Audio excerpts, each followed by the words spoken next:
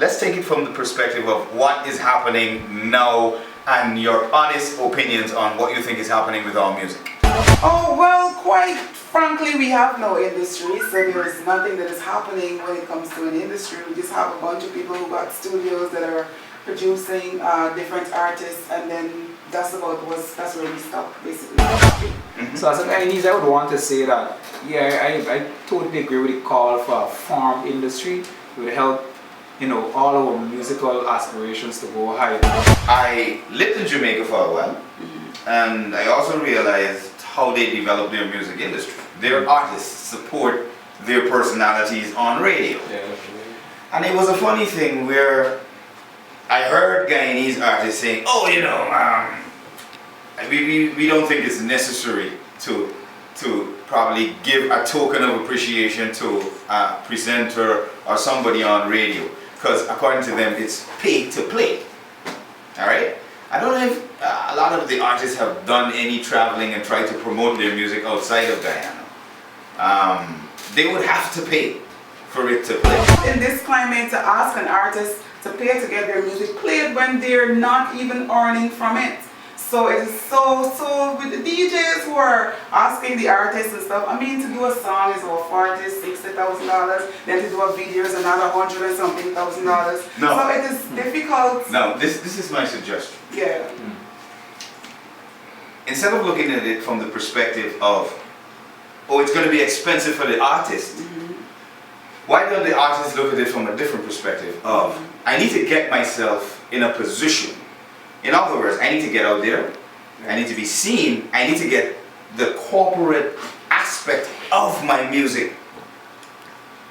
I need to get business people involved with what it is that I'm doing, sponsor what it is that I'm doing. Business people only get involved in something when they see that they can make a profit from it. No, artists are multi-talented. They provide several services that are needed by businesses. Yeah. There is one image, there's also jingles, there's a whole heap of services, including launching of products. Why would I want to use an image of of somebody that, oh God, so it's an argument. I'm just pointing this out to show, right? Alright, as a business person, I don't know anything about, for example, the young lady sitting over there, I guess she's an artist as well. Yes. You don't, or this guy, because I only met him tonight, you don't know anything about him, he's approaching me for me to invest in him. I'm like, your image how does your image work for me? I don't know you. Nobody want to work with people that didn't know. And I'm a perfect example of that, So that brings me to my point, which I'd like to finish again, where artists don't approach businesses. That's the first thing. You've got to have a management team that takes care of your business. All that you're talking about there, I think, is a more developed industry. We could get that kind of thing rolling. Easier. No, we talk about paying the DJs and stuff. If a DJ approaches me and say, I bring my CD and say, brethren, 2 spins, me on management and stuff that I said I'm working flat for in Guyana. Spend my song for my man. He say, you'll give me $1,000 or $2,000 for spin. And I got the bread. And the man come like, give you it, because us, right? But on a norm, I running around with money in my pocket to pay a DJ in Guyana right now. Especially since we're not earning from the music per se. Now, if I need promotion, I have a show coming up, I have an event, I'm promoting a show, it's my show. And I want my thing spin at certain spots. And you happen to be on a spot that I really want, my audience listening, I will pay you. I'll try. Right? Because that's promotion. Good. But on a norm, I don't think people are prepared, as Vanilla rightly saying, to spend the money. Because they're not earning. Because we're not earning, and that perception is there. When you record your song, you're thinking of all these things like, oh, I'm paying but I'm not getting paid. Therefore, I'm actually working at a loss.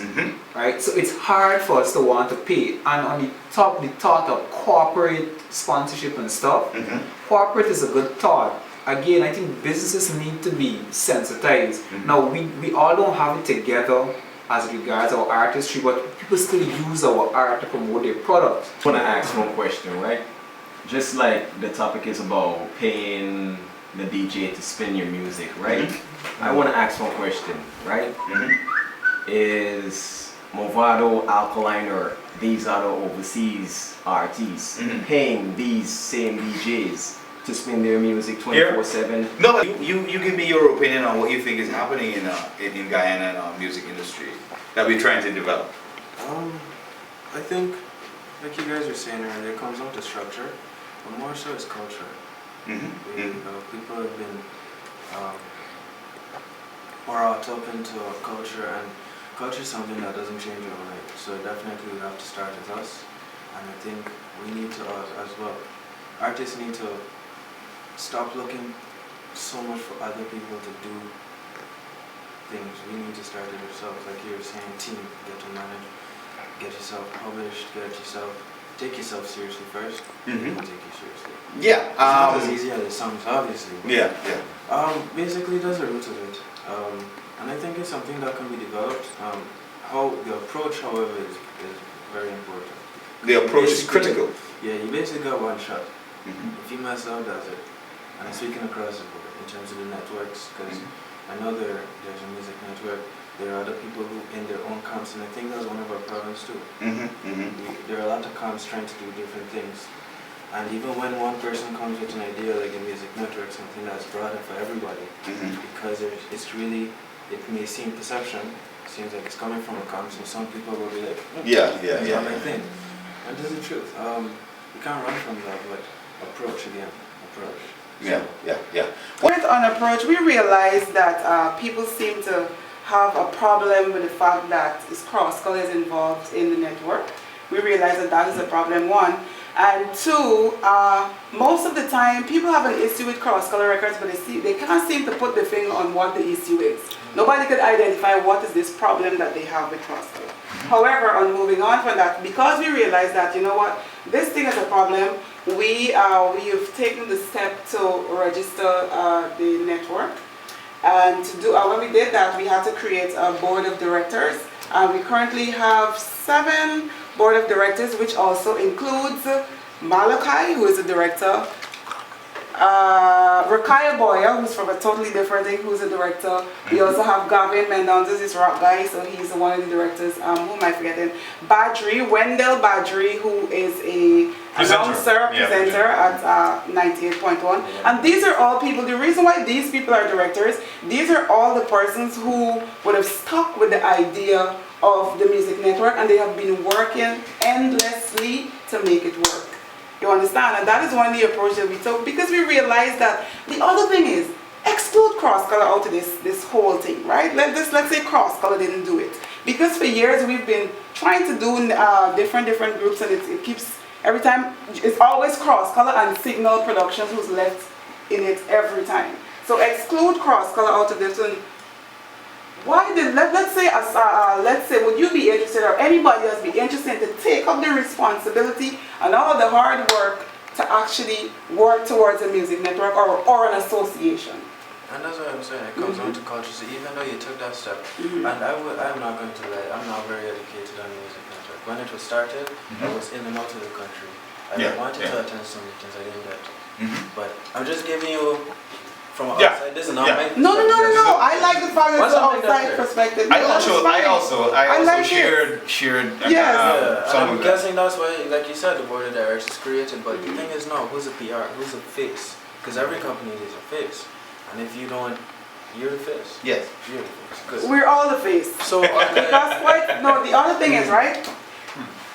There can be many faces into something, or many faces, but you have to have people who are representing, who know what they're talking about. You can't just have a face. In order for we to have different people to represent the network, we need different people to become a part of the network. Right now, the people who are representing the network, oh yes, Andre is a board of director. How can I forget? Yes, Andre who's right there. He's one of the, but because this is one of the guys, this is one of the DJs who've been a part of the network and has been dedicated to it all of the time. All of the time. So like I said, all the persons who are now a part of the board of directors, and all these things takes time, my friend. We can't just, like you say, like with culture, it takes a time for people to adjust from one thing to the next thing. And you have to be forceful with it as well. Pardon? You have to be forceful with it. Yes, you have to be forceful. Yeah, that is true. And there have been a lot of monies that went into this network stuff, coming out of the pockets out of cross-color for it to work. So it is not just we're just doing and just talking. There's a lot of things you have to put in place in order for it to function as a body.